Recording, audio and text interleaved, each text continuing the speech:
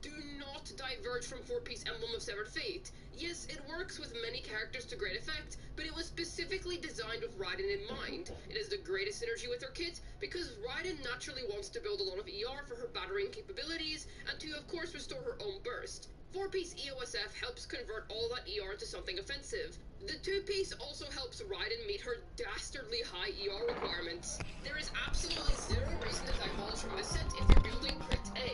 It was created for her specifically, and it exists in the artifact strongbox.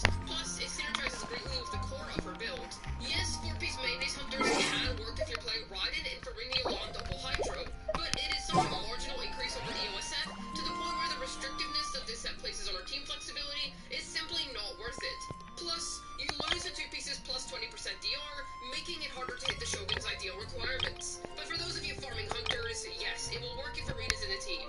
2-piece mix and match sets for Crit A include 2-piece ER percent, burst percent, and attack percent.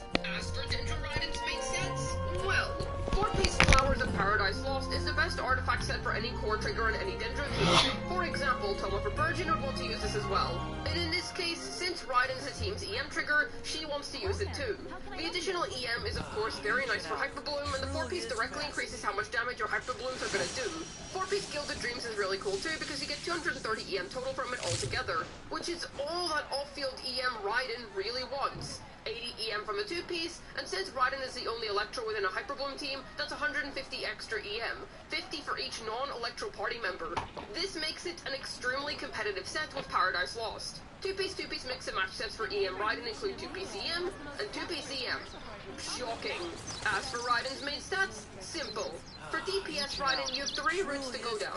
If you have not got Engulfing Lightning, go for either attack percent, electro percent, crit percent, or ER percent, attack percent, crit percent.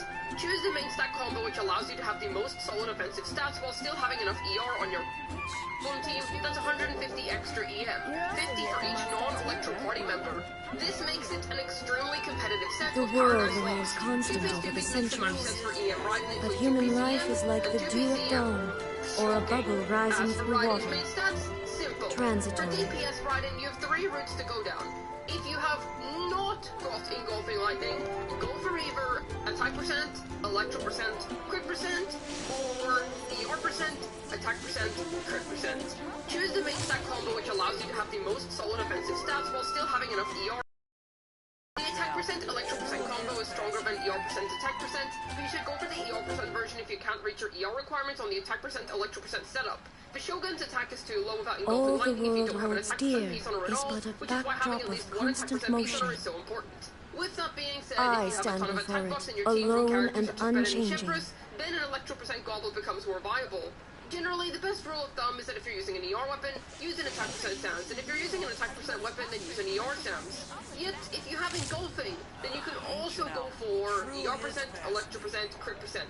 EL converts ER into attack percent, so all that ER becomes a lot more offensive rather than only supportive. So you get more than enough ER for Raiden and her team, plenty enough attack percent, and then you can indulge in electro damage bonus. An ER percent stance is especially nice if you have a lot of sources of attack buffing in the team, but if you don't, then an attack percent stance is still very competitive on an EL Raiden. As for Dendro Raiden, simple. Go for EM, EM, EM. You have no reason to vary from this. The thing is, Raiden doesn't on-field at all in Hyper Bloom, typically speaking, so crit stats and ER have no real value here. She's the main electro core trigger of a team, so her EM matters the most as she will influence the damage of the Hyper Blooms the most. As for substats priority on crit Raiden, simple. Go for this. ER percent is always important on pretty much every unit, but it's even more so on Raiden. After all, ER is what makes her roll. Inactivity serves no purpose whatsoever. Healthy balance of crit and attack percent to go along with it too. As for EM Raiden, even simpler.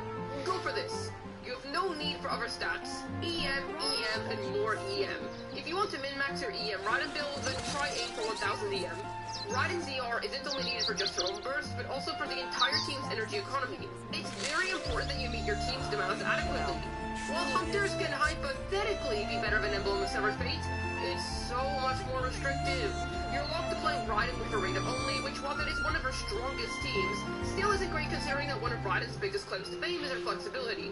Either way, EOSF is strong boxable and Hunters is in a very flexible domain. The world remains constant over the centuries, but human life is like the dew at dawn, or a bubble rising through water. Transitory. Except for farming deep wood back during the Sumeru era, just use that. No need to go spend more resin and resources than necessary, since one of the main points of using Hyperbloom is its cheapness. Both are in the Strongbox though, so if you're a new player with neither, then go ahead and Strongbox for a 4-piece flower set. Yet, what weapons does this intimidating war lady need in order to quickly dispatch of her enemies? We'll start with Crit Raiden's weapons first, then move on to EM Raiden weapons. First off, Engulfing Lightning. That massive ER stick is the stuff of dreams, and the passive provides Raiden everything she could ever want. All that attack percent allows you to build ER percent with an Electro Goblet, as we already covered earlier, and the increased energy recharge after using her burst is neat because she gains energy during her burst, and a lot of it. Crit Raiden's best in-slot pick for sure. Free-to-play should turn to the catch. It's free, and yes, while fishing absolutely sucks, patience is key as you end up with a weapon that makes Inactivity serves no purpose whatsoever. For Raiden to use freely, and all that burst damage percent at R5 is incredible. The refinements are free too. There is no reason to consider any other free-to-play or budget option when the catch exists, just use this on her. If your catch is being used on someone else, such as Xiangling, then Favonius Lance can work too. It's also going to be on Engulfing's weapon banner, but you lose the big burst damage percent that the catch provides. It's more effective to run catch on Raiden and Favonius Lance of Xiangling if you find yourself in this predicament. Raiden loses a lot more by not having catch compared to Xiangling, who can do without. R5 Missive Wind Spear is actually a better budget option than Fab if you have it, mostly thanks to all that juicy attack percent. Though it's an event weapon from the 3.x time, so if you're a newer player, sadly, you aren't going to have this. A highly refined deathmatch is also surprisingly really good on Crit Raiden, especially if you're only fighting one enemy. Plenty of crit and attack percent, but I do want to add that an R1 deathmatch will be worse than a free R5 catch, whereas an R5 deathmatch will be better than an R5 catch. As for other 5-star weapons, Primordial Jade Winged Spear will be Raiden's second best option on the whole. Lots of attack percent, nice crit, and 5-star tier base stats. It is a standard weapon, so not everybody is going to be lucky enough to land upon this, but it is indeed pretty good. The gap between page AWS and EL is big enough to where I'd say that upgrading is still worthwhile, but I'd prioritize C2 to 3 first if you're starting on C0 and already have a Jade Spear for her. Calamity Queller is also very good on Raiden, don't underestimate it. You won't get the full effect of the passive on Crit Raiden as you get 2 times the attack when the Equipper is off field, though a DPS Raiden will be... yes. Either way, you still get a super sizable chunk of attack and some lovely elemental damage bonus percent. I'd argue that All with the Queller, you world can use holds the ER dear percent is but a backdrop Queller of covers for all your constant attack-based motion. needs. Homa is an all-rounder I full stand art. before Great if you it, have it, alone a good crit and stick, and even if Raiden unchanging. doesn't build HP, you still get a little bit of extra flat attack from the HP to attack conversion. After all, she'll still have like 20k HP roughly speaking. It's a good choice for her, but there's nothing particularly remarkable about it on Raiden. Prospector's Drill is very nice, since Raiden's teams will pretty much always have some form of healing in them. It's an easy passive to trigger and maintain. I will say that much like Deathmatch, this pick only really shines on Raiden at R5, and it will be worse than the catch if you don't have many refinements. Lumidu's Elegy and Vortex Vanquisher both have a case of stat-stick-itis, where they are mostly only good on Raiden because of how quality their stat sticks are. That's all I have to say about them. Lumidu's does look pretty majestic on Raiden though. When it comes to Dendro Raiden, you only have 2 true options. Dragon's Bane is used solely for its EM, all the other stats don't matter, and it's not like that passive is going to do anything for Hyperbloom teams in the first place. Refinements But also human don't matter life because is like the use dew these. at dawn, However, or a fun fact bubble to review is rising that an through R5 water. Ballad of the Fjords is actually stronger for Transitory. Hyperbloom Raiden than Dragon's Bane is. It's simple math. You get 240 EM from an R5 Fjords and 221 EM from a level 90 Dragon's Bane. Though please don't go buy 5 freaking BPs for EM Raiden. This is more so a use it if you already have it kind of thing. If I didn't mention your personal Raiden choice, then take a look here. Every polearm that Raiden could realistically use is here, and I felt like anything below the free option of catch simply wasn't worth mentioning, because anybody can go and get a catch for themselves. Either way, Engulfing hasn't quite been powercraft just yet. Yet who will be forming the Shogunate's army? Here's the thing, Raiden is quite flexible, so she has a few main archetypes. Double Hydro, Hyperbloom, Hypercarry, Aggravate, Physical, and Rational. I'm gonna discuss them one at a time, and then provide a few example team options for the archetype. First, Double Hydro. This is Raiden driving 2 burst-based Hydro characters with an animal on the end for VV Shred buffing. Since this is an Electro Charge team, Double Swirl easily occurs, and all major sources of damage in the team get buffed. All 3 of the Hydro characters that you could potentially use here, being Farina, Yolana, Chingcho, are all burst-based. Raiden's skill increases the amount of burst damage that teammates deal, which is huge for Yolana Chingcho, plus she reduces the team-wide ER requirements of the whole comp.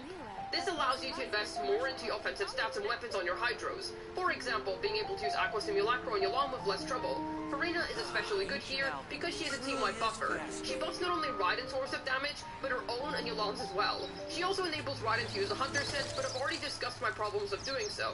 Example comps for this team include Raiden, Yolan, Farina, Jean, Raiden, Yolan, Farina, Xian Yun, Raiden, Yolan, Xingqiu, Kazuha. You get the gist. Then Dendro, or more specifically Hyper Bloom Raiden.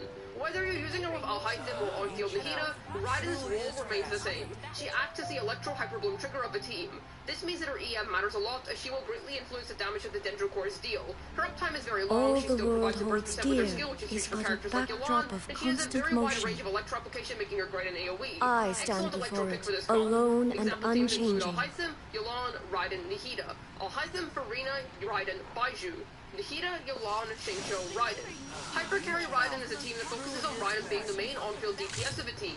Every character serves to boost her window of massive front-loaded DPS. It's essentially a quote-unquote sustainable nuke team.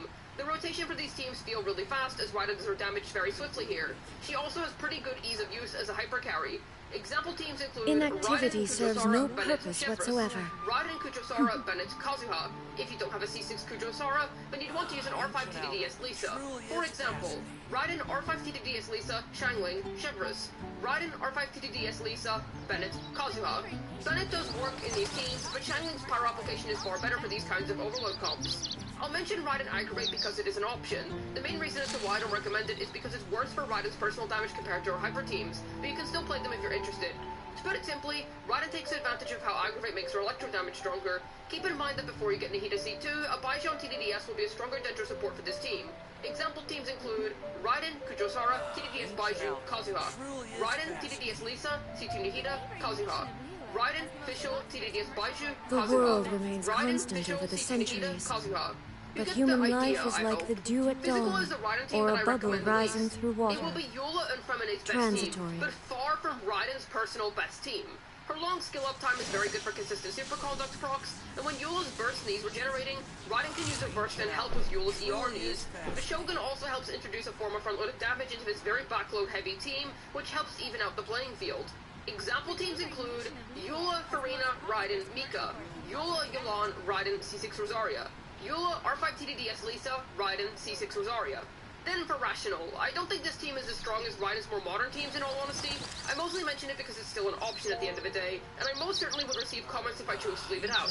This is a variant of the national team, and one of the easiest to play variants. Raiden's burst percent, which comes from her skill, is very nice because Shangling, Xingqiu, and Yolan all deal burst-based damage. The ER requirements for all of these units tend to be quite high, and Raiden masterfully reduces them all down to create a team where characters are constantly bursting. It's got a very nonsensical, do whatever you want playstyle to it, and while I do think that Raiden has better teams nowadays, it's still viable if you want to give it a go. Example teams All include the world holds Raiden, dear Yolan, Bennett, is but a Shangling. backdrop Raiden, of constant Xingqiu, Bennett, motion. Shangling. Raiden's an Omega's flexible I unit. stand before Chances it, are you've got some alone characters that and can work with her. unchanging. Yet how does the almighty Shogun work? Well, her normals deal 5 basic physical strikes while looking cool. Okay.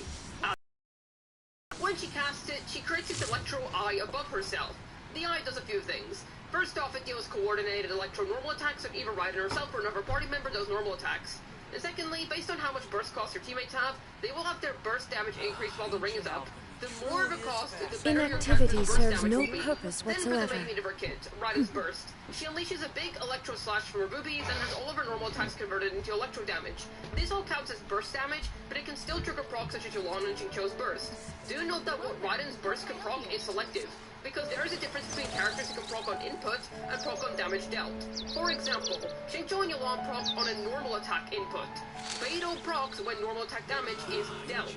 Raiden's burst counts as burst damage, but the input of executing that damage is by using your normal attack button. This is why Raiden can't proc every form of off-field sub-DPS. The type of it matters. Her burst also has stacks which make it stronger, and these stacks are visible in the form of a ring that loops around the electro eye above her. The ring acts as a counter. Raiden builds up a resolve every time a character uses their burst, and this is clearly indicated when more of the ring lights up. Once the ring is fully lit, her burst will be fully powered up. This means that you always want to use everybody else's burst in the team before using Raiden's burst. Her burst will also be powered up based on how much of her ring you filled up beforehand. As for Ascension passives, simple. Raiden's A1 lets her ring gain more lights when her teammates collect energy. Pretty much just a way to make stack generation easier with Raiden. Constant over the centuries, has all the ER she builds, but human life is like the dew at dawn, or a bubble rising through water. Seriously incentivizes building plenty of ER for your Raiden. As for talent priorities, simple. For a crit Raiden, go for this. Raiden's burst damage has nothing to do with her normals, as the burst itself has its own scalings. Ignore her normals completely. It's worth crowning Raiden's burst to make the most of her ER restoring utilities as well. Level up her skill to 9, but then don't go beyond that. Crowning her skill will no longer give you any more energy. It caps at level 9 with 0.30% energy. As for EM Raiden, go for this. Level your skill to 9 so you can still enjoy the burst damage bonus that it provides, but you can completely ignore her other talents. Raiden's constellations are famed throughout the land, so why not discuss exactly what they do? This helps Raiden's ring light up faster, so teams where you might not have been able to fully light up the ring can completely light it up now. Neat. Death Ignore is the strongest form of damage increase in the entire game, which is why it's such an absolute breakthrough to Raiden's own numbers. Alas, I'd only get this now if you're a super dedicated Shogun simp. This is because investing C2 into any modern DPS, whether that be Linny, Arlecchino, Nervalette, or even Muolani, you will yield out a ton more value. Great C2 for Raiden specifically, but in the grand scheme of things, it's nowhere near as valuable as it used to be. A C0 R1 Nervalette does more damage than a C2 R1 Raiden. Let that sink in for a minute. There is actually a very significant difference between a C2 and 3 Shogun. C3 is actually still decently competitive, but once again, only if you already have it. Don't get it now if you're still only at C0. Invest all that into Arlecchino and such instead. This C4 is certainly something. It'd be a lot better if Raiden herself got the attack percent buff. I have no clue as to why they prevented her from accessing it when her last 3 constellations have all been about her own damage. The burst damage percent gain from her skill capped way back at level 9, so this extra plus 3 isn't going to change anything either. Her C6 makes everybody's burst, except her own, have their cooldown get reduced. But why not for Raiden herself? I think that C6 Raiden could have aged a lot better if they let her reap the benefits of the burst cooldown reduction as well. No clue why they were so worried about making a C6 character too broken. Like, come on man, it's a C6. Raiden's vertical investment. Man, unless you're a simp that really wants to play Hyper, invest all these Primogems into any modern DPS instead. But if you insist on Hyper investing into Raiden, go for C3, then R1. Yes, the weapon banner is a lot better now, though her C2 to 3 are far too good for her own DPS to pass up. Ignore her last 3 constellations unless you have a very specific use case for them. Raiden might be far from the meta behemoth that she used to be, but at least she's still super cool. You can absolutely make her work if you want to, and she can work at the head of some pretty solid team cores. If you're a more experienced player on the fence about wanting Shogun, as you may need an Electro DPS, wait for Chlorand. If you're a newer player that hasn't got much of a roster yet, Raiden's not a bad choice. I'd still say wait for Chloriander in such a predicament, but Raiden will absolutely find a comfortable place on a new player's account. Hopefully this video was able to get your Raiden to illusion shatter her enemies' lives. This has been Juice, signing out, and here's my Raiden tier list in terms of coolness. Agree or disagree? Ancient alchemy truly is fascinating. You see the dragon sign? You know what that means. We're gonna build Raiden. Honestly, ever since I got Raiden, I hardly ever used her. I just don't really like her playstyle, I noticed, so I thought I'm gonna love it. However, since I realized I can technically use her as a full EM support, I finally started putting her in my team. So, since, as you can see, I don't have Cookie Shinobu, I'm just gonna make Cookie Shinobu at home. And if you're wondering, Perfect Team My Account is a series where I pick one character and I focus an entire month on just building them. I try to give them the best weapons, artifacts, max out their talents, I think I could give be them the Shogun best all stats that I month. possibly can, and basically try to make them perfect. I gave Definitely. Shao. Shao took me like 6 months. Looks like for now. She has. Oh wait, she doesn't have actually 830. That's because we have, I think, the potential in the team. Hold on, let me see that out really quickly. Yeah, she has 780 EM. ER, honestly, considering that we will basically only use her E skill, I don't think we really need to focus on that, surprisingly. It's so funny that I'm building Raiden and I'm saying, oh, you don't need the R on Raiden. That sounds so weird. Just in case, if you're a new player, don't build Raiden like this. This is not actually the way you're supposed to build her. Don't get inspired by me. I'm just doing things for fun. Her weapon, she has the dragon spin, and I probably will keep keep it that way, I will just level it because I don't think I have like anything else really. Artifacts, she has the Flower of Paradise Lost, and this is what her flower looks like. Better, same stuff. Are terrible, but that's no surprise honestly when you just stack up EM on a character. Inactivity serves no purpose whatsoever. And talents are 188, and I think ideally I want to crown her E-skill because that's honestly the only skill I'm gonna be using of her. This is basically the team I would want to use her in. I'll hate them as the main CTS, EM Raiden, Hirara for the central resistance shreds, Kokoni for enabling hyper blooms. Wait, where did I go? Oh, wait a sec. Hold on, now that I think about it, maybe I should, instead of testing things with Alhaitham, maybe I should test Hyper Bloom with Nahida and Kokoni. Now we're gonna do it like that. I'm happy that my snore blocked all of our attacks. Wow. Again. Oh my god, my Nahida is like defeating him on her own. She's just doing like 20k also casually.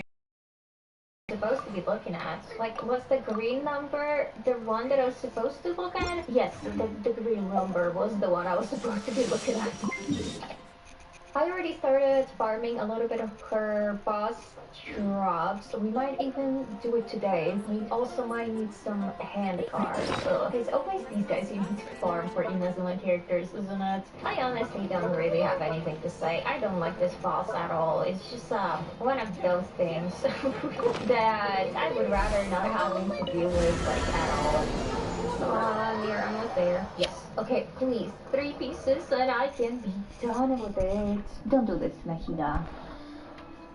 No, you did that to Nahida. How could you? Well, you know what? In the meantime, while we're gonna wait for the boss to respawn, we can try to see if I have enough crystals. I can make 2. That's good. Oh, wait. I think I'm gonna have enough. Hold on. 2. So we have to make 4. 4 times 3 is 12. Alrighty. So, I guess hand cards. I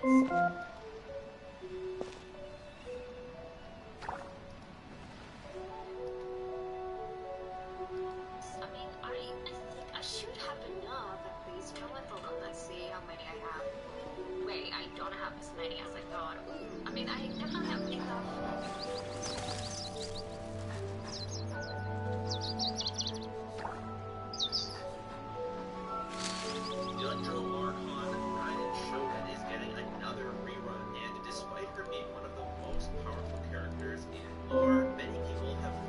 Her power to be underwhelming, while others claim that she is still a great DPS. So what gives? I've tested Raiden on 44 of her best teams, and as the certified #1 Raiden sim, this is my definitive guide and review for how good Raiden really is in 5.0, thoughts on whether or not you should get her, and how to make the most out of her if you do. Welcome to Jello Impact, where we build and test every single character to help you decide who you want to wish for and build. Raiden Shogun has 2 distinct roles. One as an off-field skill support who buffs the burst of your on-field character and applies electro fairly frequently, making her one of the better Hyper Bloom triggers, especially as her skill has a very long 25-second duration and a large AoE, and procs anytime the on-field character does damage, so not only from normal attacks, but also charge attacks. Her vastly superior playstyle, at least for those cultured individuals, is using her as an on-field DPS/on-field driver. Raiden utilizes her very high burst multipliers to do pretty good damage while she's on-field, with unprecedented quality of life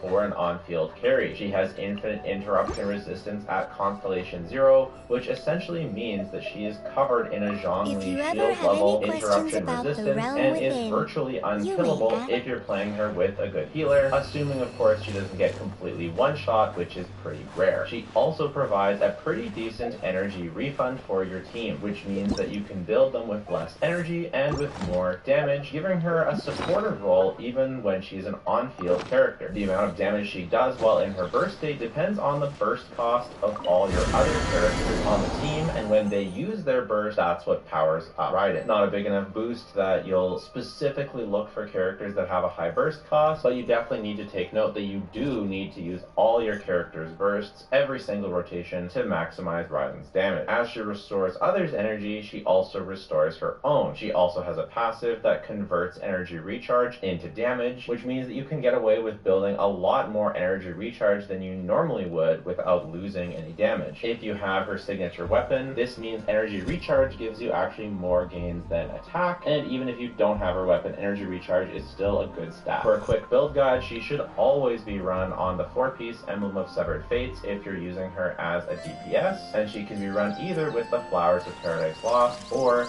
Gilded Dreams, or 2-piece EM if you're running EM Ride. You can go for energy recharge or attack percent Sands if you have any weapon other than Engulfing Lightning. If you're running Engulfing Lightning, you always want to go for energy recharge Sands. You can go for attack or electro damage bonus for your goblets. You'll generally want to go for whichever one gives you better substats, as both are pretty good options, especially attack gains value when you're using characters like Farina or Chevreuse, which give a lot of damage percent, so it's going to be account dependent which one's better for you. Usually crit rate circlet is going to be what you need to balance your crit ratio unless you're going for a crit fishing build. I will say that crit stats are the hardest thing Raiden struggles with because she has no crit from her Ascension, she has no crit from her weapon, and she has no crit in her kit. I believe if she was a character released nowadays, she would have at least 30% crit value somewhere in her kit, whether it was crit rate or crit damage, because it is extremely hard to build DPS Raiden and get enough crit rate to actually crit your hits,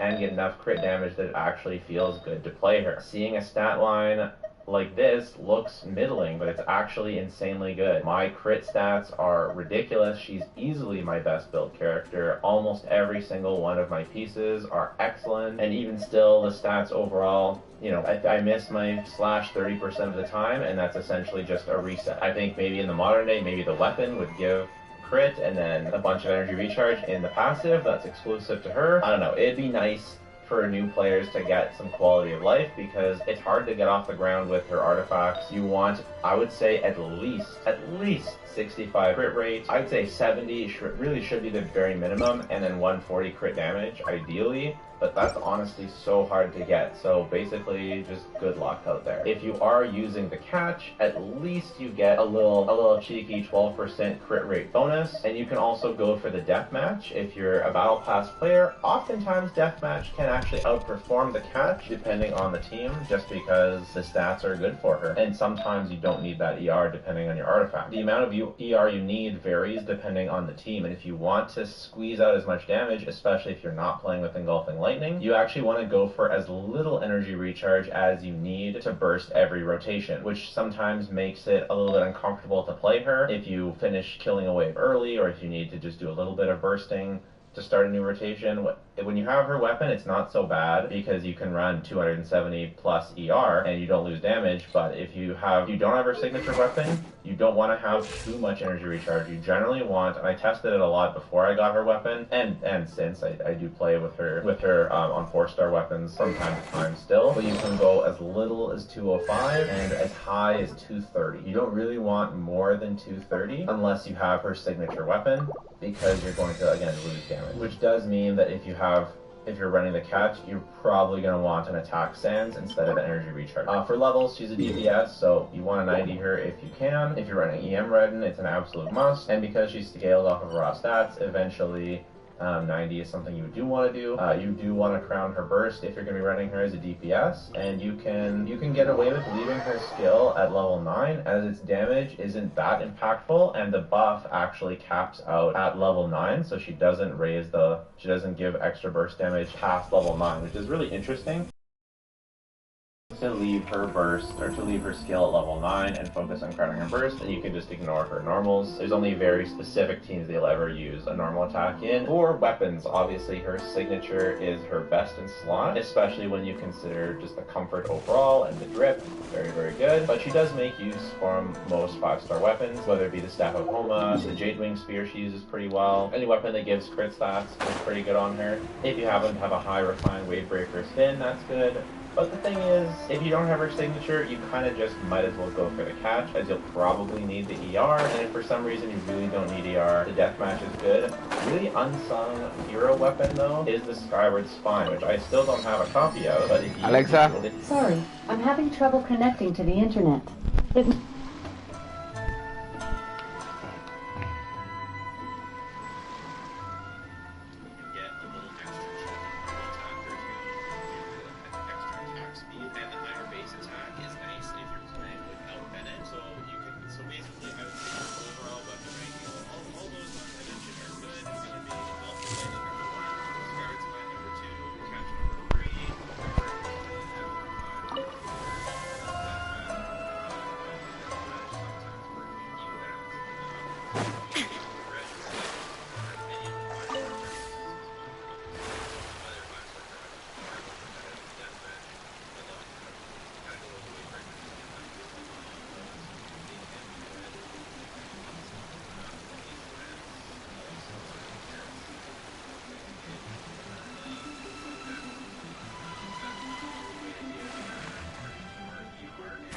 My lucky day!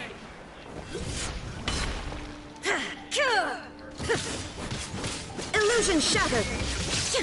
Nice and spicy! Scratch!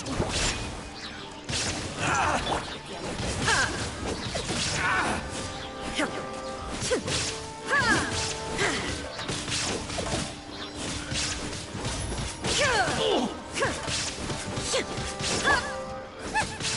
toast!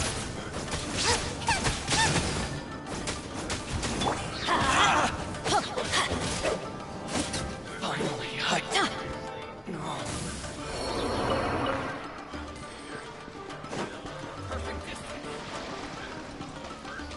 Teamwork is dreamwork!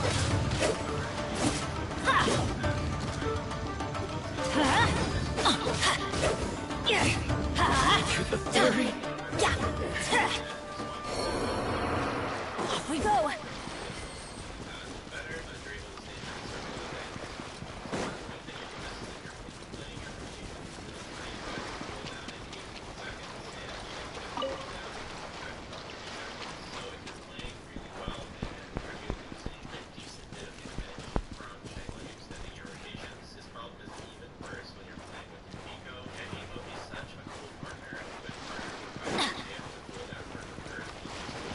It's my lucky day!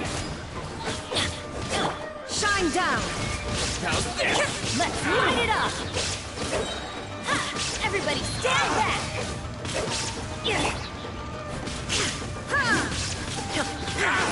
Inazuma shines eternal!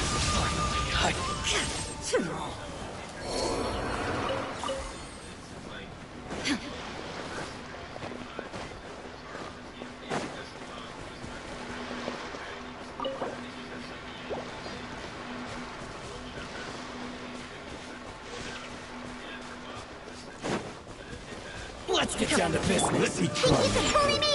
Can't handle your dreams! There is no escape!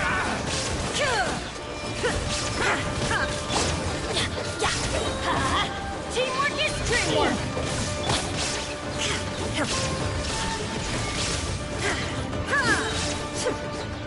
Now you shall perish!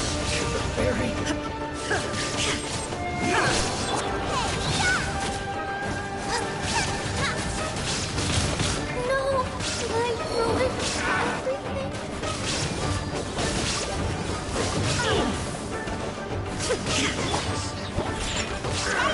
Special! Now this! Shine down!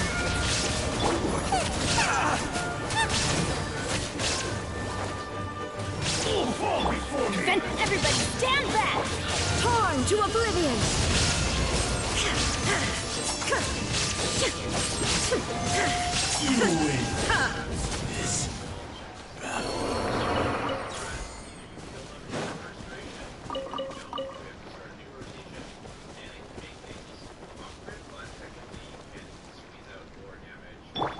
Let's light it up! Bennett on this team, and you're just giga buffing right and you have no sub DPS at all. What you do have to do skill, Chever's burst and skill, Bennett's skill and burst, then Kujosara's skill and burst, and then when you go into Raiden, before you launch her burst, you want to do a normal attack that's pyro infused from Bennett's C6 to refresh the overload so that you can get an overload. Otherwise, you have no off-field overload. Chever's doesn't have off-field pyro application, so you either need an off-field or on-field pyro. And so yeah, the disadvantage that this team has is it actually is pretty bad in multi-wave, because if you start attacking a new wave, well, you have no way to trigger an overload because no one's applying off-field pyro. If it weren't for that, this team is her technically a most damaging team, but it's really low on the quality of life department compared to all the other teams. So you actually should be putting great power, but with maybe an Astra or something. You can switch for Fischl. Remember to use Fischl's burst, not really bother with her skill, because her burst refreshes her skill anyways. You need the burst for Raiden. If you don't have Yai and you want to use a team that doesn't rely on circle impact, this is a great option. You can also use Lisa here. Didn't like it as much, really, but it's still pretty good, especially if you have a really high constellation Lisa and you have a really well built. She does give some nice defense shred for Raiden, but she kind of suffers from the same Kujosara problem. It's generally just Kujosara if your Kujosara isn't C6. That is something to note for this team to really pop off. Chever's does need to be C6, but C0 is still very good. It's still easily 36 stars. And then if you are using Kujosara, she absolutely needs to be C6. And if you're for that, try this team with other pyro, such as Toma or Dea. Dea, the burst of all the characters on the Raiden team. So you actually have to use Dea's burst and then jump cancel it. As soon as I realized that, I was like, oh no. And then Toma, his damage percent only goes to normal attack, so it doesn't help Raiden at all, whose burst counts burst damage. That's why Beto doesn't work either. So don't use any of those characters. But one thing that I really hate myself for saying is that Raiden's best Chevreuse team is a dual carry with us. And that's really sad, honestly, because Arlecchino's best Chevreuse team is not a dual carry with Raiden. It's actually exactly the situation that Raiden and Eula used to have, where Eula's best team was a dual carry team with Raiden, but Raiden's best team was not with Eula. Now we're having the same situation with Arlecchino and Raiden, so it's on the opposite. This team's actually pretty fun. If you have both these characters, I actually do recommend you give it a try. I know it seems kind of sacrilegious to watch this Raiden, except for her slash doesn't benefit from it on time very much, but you still get like a nice little chunk of some DPS damage. You don't usually stay in that location. You'll look at the skill here, the skill of Arlecchino, not a skill of Raiden, then use Chever's skill, then Bennett, then attack with Arlecchino for a bit, then you can burst with Raiden and just do it just for a bit. Raiden's a bit worse than Fischl on this team, especially since you don't really want to burst with Arlecchino. Arlecchino actually wants to get away without using her burst. Really funny fact. But the team actually, it just goes to show how good Arlecchino really is that Raiden's technically better. The team does have really high damage. Look, that's cool. But you're overall just better running Fischl over Raiden's spot here because the off-field damage is just more valuable. Overall, top 3 teams: Raiden with Arlecchino, Raiden Shang with Bennett, and then Raiden Shangling with Electro support like Yai or Fischl instead of Bennett. The other team that still feels great in the modern era is the Hydro Nano team of Raiden and Yelan. This team here, Yelan, is actually doing the most damage. Marina is Raiden energy, Marina is helping Yelan, and Jean is strength resistances for Yelan. Raiden's still doing good damage in this team. Marina's still doing good damage in this team. Ideally, sometimes some people find it inconsistent. I find it overall pretty consistent. You can adjust your rotation by using Raiden's skill right before swirling Jean, just to make sure you get the Electro swirl. You want to make sure Jean's on PV. I prefer Skyward Blade, but Oni has worked too. And you'll just want to switch Yelan for a more damaging weapon, such as her signature. Benny's adventure team, assemble! Then you have Raiden have her signature weapon for this team using a low base attack weapon like Catch. Or not. Even still, even with the Catch, it does perform well. You just do really need to make sure you're actually lowering your Yelan's energy requirements, because if you don't, then the damage of the team does struggle. Like if you just use Yelan for Odious like you normally would, you're going to really feel lack of damage on this team, so you make sure you're practicing. good things come to those who don't wait around. That's what they say anyway. Knowing my luck, the opposite is probably true for me.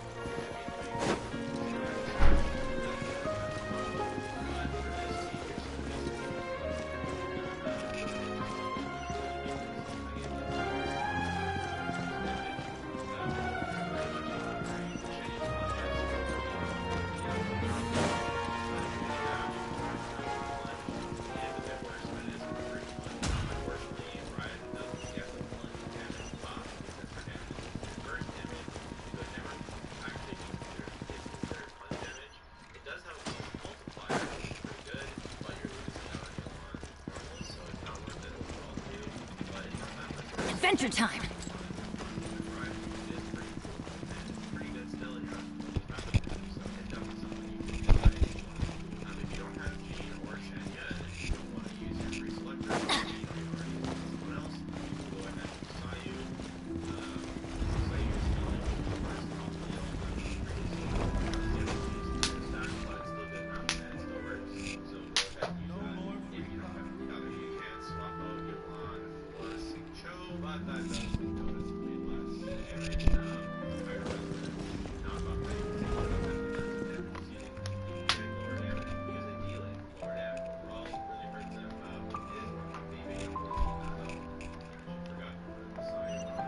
Back down the hole.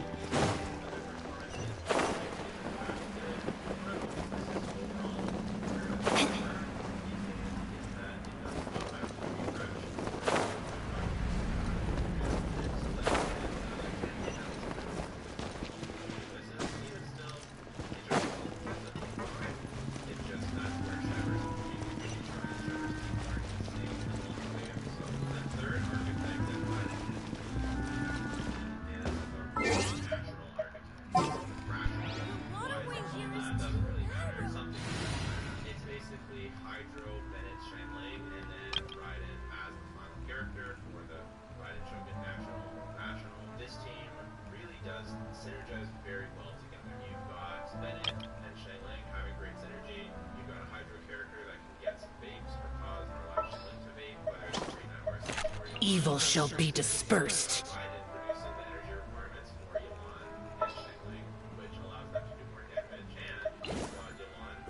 I will bring my...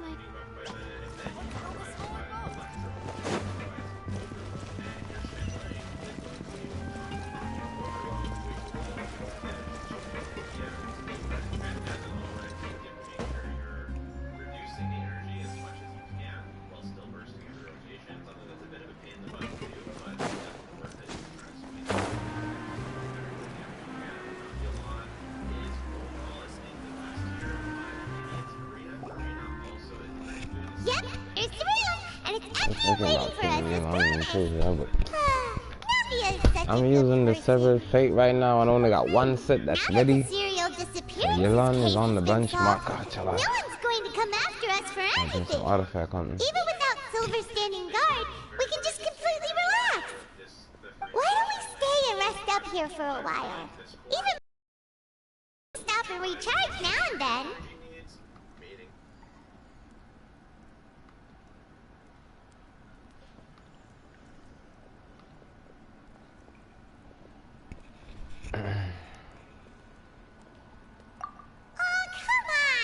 Isn't that bad? Oh, fine. Remember that detective story Paimon read before? Well, the author is about to release a new book, so Paimon wanted to buy it as soon as it came out and have a quiet place to read it.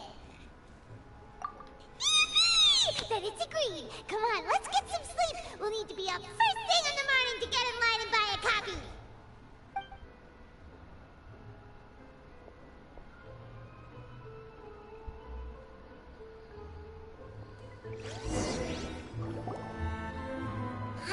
wouldn't expect that style at all. Even though it's a detective novel, it's also like a social documentary. Whew. It's actually pretty good. No! Paimon just spends a bit more time sleeping than you, that's all. Excuse me, but do you know if the Traveler and Paimon are lodging here? Huh? Who are you? Paimon doesn't recall seeing you before. A blonde traveler and a chatty little fairy. Phew, looks like I found the place. Good thing I asked the Spina di Rosula. Seems they sent me the right way. Hey, what do you mean by chatty? Paimon's always careful not to talk too much. It's an honor to meet you both. I was sent from the Palais Mermonia. Monsieur Nourilette wishes to see you. It seems he has something important to discuss in person. Nourilette? She wants to see us again already? Huh. We talked so much the last time we met. Has something happened since then? I am not privy to the details. It would be best if you came to the Palais Mermonia and asked Monsieur Nourilette in person. If you say so, but... Now that I've delivered the message, I'll take my leave. Thanks! We haven't left the room for a few days, so we'll head over once we've freshened up a bit.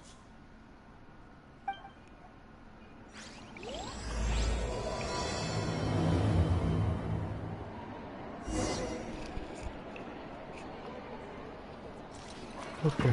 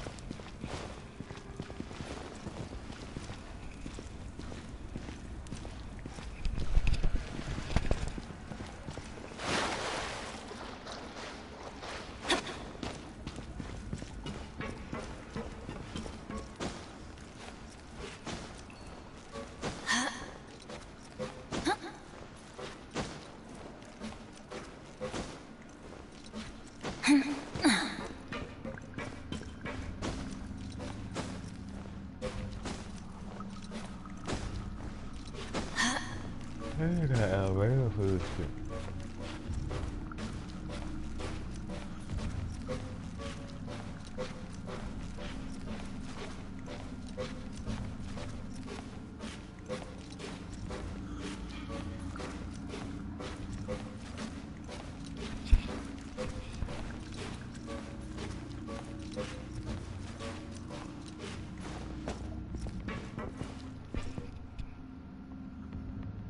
Yep.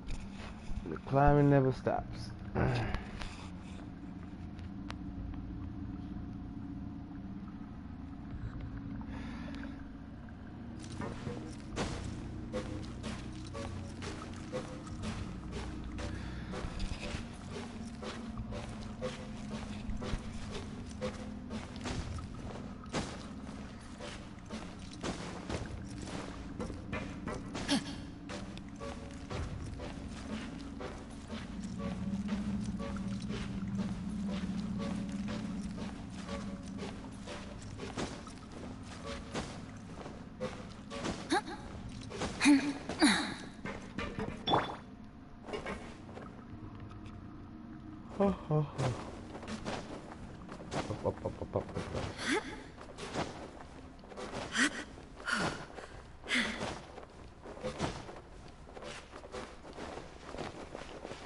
Finally made it to the top.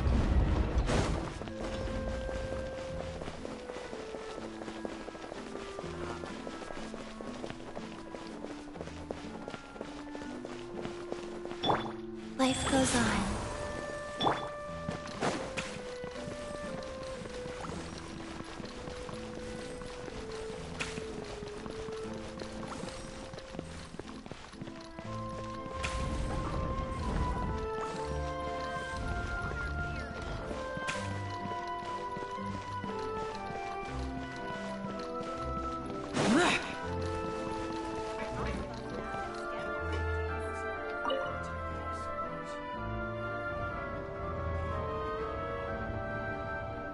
Hey, yo, welcome to the stream, man.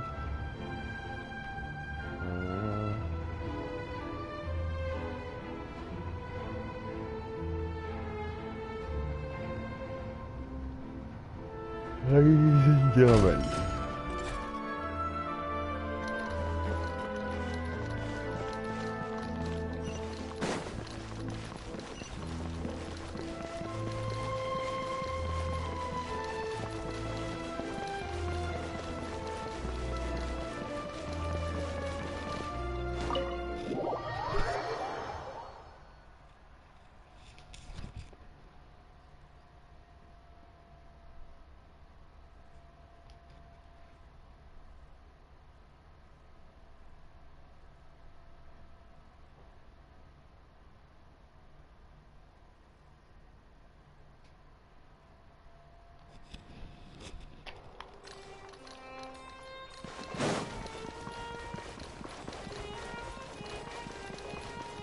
Swear to God, I hope we don't have to do nothing other than that quote. Please.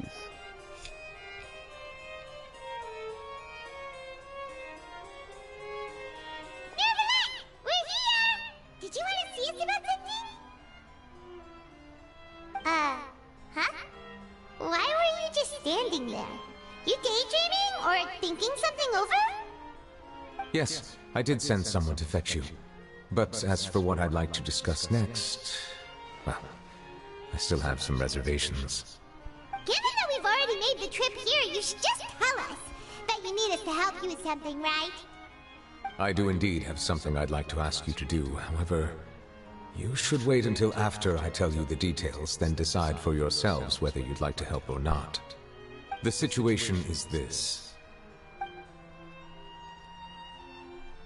If I'm understanding you correctly, the Snezhnayan Harbinger known as the Knave has essentially requested a diplomatic meeting with you, correct? I heard that she was originally from Fontaine, but for her to suddenly arrive here and abruptly request such a meeting like this, I sincerely advise you to refuse her invitation outright.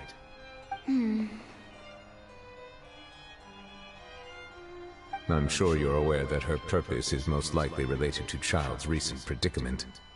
We convicted one of the Snezhnayan Harbingers in a court of law, but we have yet to provide any form of detailed report on the matter. This does indeed provide an opportunity for Snezhnaya to put pressure on us. I believe we should adopt an evasive stance until we can provide a proper explanation and have a preliminary plan on how to deal with the matter. No, we shouldn't. I think we should agree to the meeting. Oh? Well, you see, we are the ones that owe an explanation. If we keep putting off the meeting, it could easily result in the problem escalating, right? It's like a fight between two friends. If they don't agree to see each other and talk in person, isn't it possible that the friendship could end entirely? Though diplomatic relations between Fontaine and Snezhnaya could be considered as friendly, it is only superficially so. You wouldn't go so far as to say that our nations are friends, as you did in your example. It was just an analogy. An analogy, okay? Moreover, even if we were to talk in person, if we don't have sufficient information prepared, it is quite possible the result wouldn't be restored relations, but a complete falling out. I don't think we should overthink those possibilities yet. Even if the logic of the divine is not immediately apparent, its wisdom will only be revealed with time. Besides, you'll be at the meeting. If any problems do pop up, you'll have no problem navigating them. I must clarify that interacting and communicating with people outside of court is not my cup of tea. It seems you think too much of me. But more importantly, when did I agree to join the meeting with you? You mean you won't come? No, that won't do. I can't go to the meeting alone. You have to accompany me. I must take you with me. Lady Farina, could there be something else regarding this matter that is being kept from me? No, not at all. Look, I am the Hydro Archon of Fontaine, Focalor, the god of justice who is adored by many. So I only hope that justice will be served in this matter. Don't overthink it. I'll go find someone to arrange the meeting.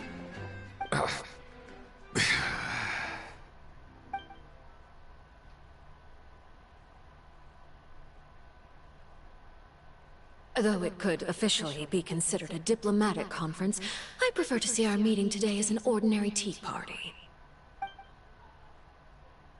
I assume you see it the same way, Miss Farina?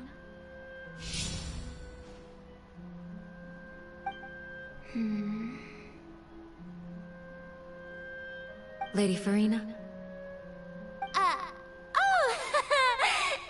Yes, that's right. Just like you said, a tea party. I should thank you for providing the pastries. They look delectable. To make this tea party even more lively, I've invited someone else to join us today. It's a pleasure to meet you, Monsieur Neuvillette. I was born in Fontaine, so naturally, there's no need to introduce the nation's revered Eudex to me. Hello. The pleasure is also mine. First, I would like to thank the two of you.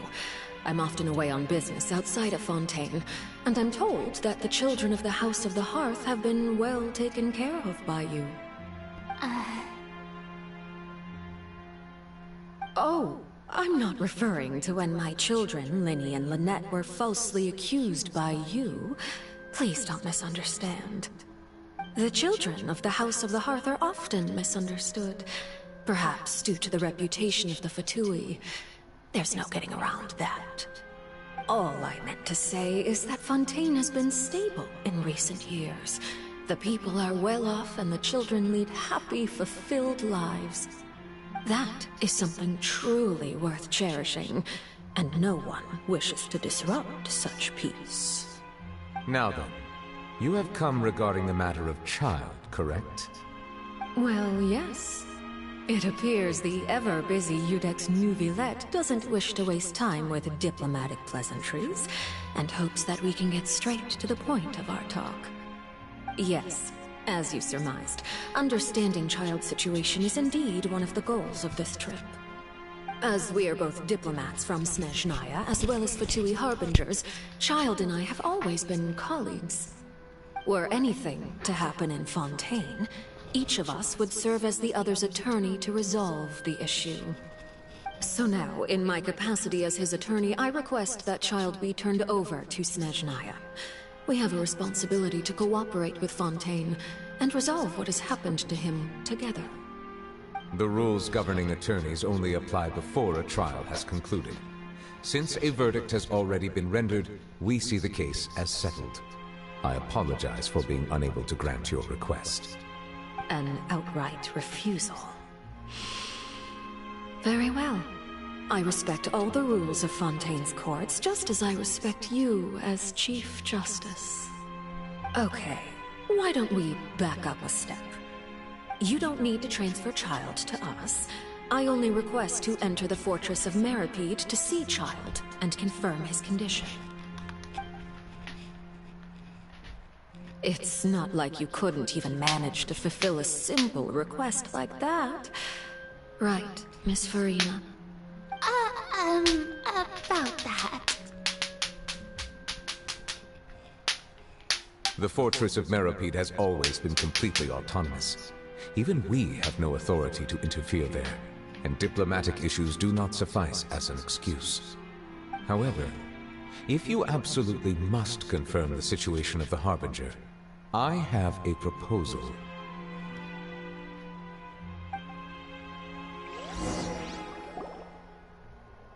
The knave showed up already? Well, Linny did say that Father will be returning soon. We didn't even know that Lenny was from the House of the Hearth at the time, so we kinda overlooked that information. Yes, thank you for your kind advice. I'm well aware of the situation. I also noticed that Lady Farina acts a little odd and unnatural whenever I bring up matters related to the knave. Could the knave be threatening Lady Farina or something? If that were the case, then why wouldn't Lady Farina inform me? And what means could the knave possibly have to twist the arm of an Archon? So maybe that's not very likely. Even though Farina can act a little weird at times, she's still an Archon. In reality, this problem is even more thorny than it appears. According to reports from the Fortress of Meripede, Child recently disappeared under mysterious circumstances.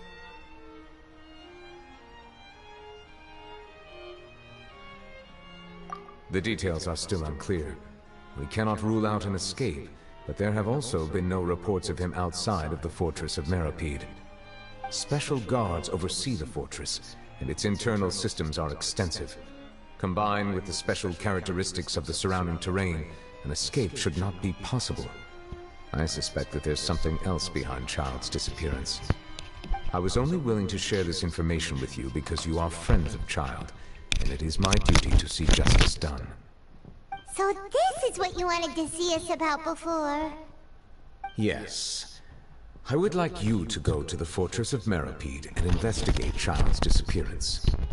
This was my proposal during our meeting with the knave. Rather than allowing her to intervene, I offered to send someone to find out about Child's situation and report back to her in detail. The knave did not seem satisfied by my proposal, but she still agreed to go along with it for the time being. Her words were, "We will talk more once we have that report." So that means we bought ourselves some time!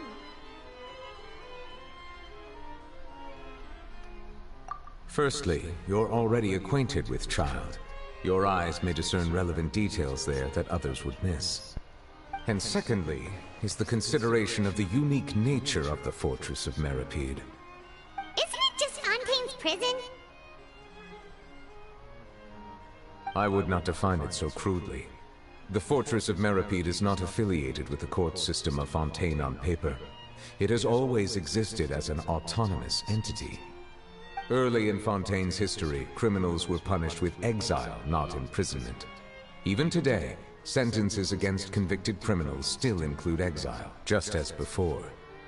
The Fortress of Meripede may seem like a prison, but it should in fact be regarded as a gathering place for exiles. All we do is dispatch guards to keep watch and help maintain security, but we have no right to get involved with any other matters. Although I do have a personal relationship with the administrator there, neither myself nor the courts have the right to be directly involved with the investigation, no matter how serious the grounds. Oh, Paimon gets it now! That's why you need us to conduct our own investigation as a third party, right? Correct. I will arrange false charges against you so that you may secretly investigate inside the fortress during your detention. So, are you two willing to accept my Yeah, no matter how you look at it, it seems we're the best choice. Alright, we hereby accept this difficult task. Reluctantly. You two have my sincere thanks. This matter is of critical importance to Fontaine's current situation. Also, I hope that both of you can keep this operation a secret. We will rendezvous at the Fortress of Meripede's entrance on Erinius once you've prepared yourselves. I will arrange for someone to take you inside. Prepared ourselves? Is there something we need to prepare? perhaps you could enjoy a good meal and have a nice bath. I'm afraid that living conditions inside the fortress are nothing like those on the outside world. Oh, right! Even though we'll be there on trumped-up charges, we'll be in prison for real. On second thought, is it too late to back out? Please do not worry. Since you are sacrificing both your time and quality of life for the sake of delivering this report, you will be compensated according to the highest standards permitted to legal staff, regardless of the outcome. Now that's more like it! Come on, Traveler, let's go eat the best meal we can find! We'll eat so much that we won't need to eat another meal for a whole month! You're a treat! Are you leaving now? In that case, please take this cake as a token of my personal gratitude.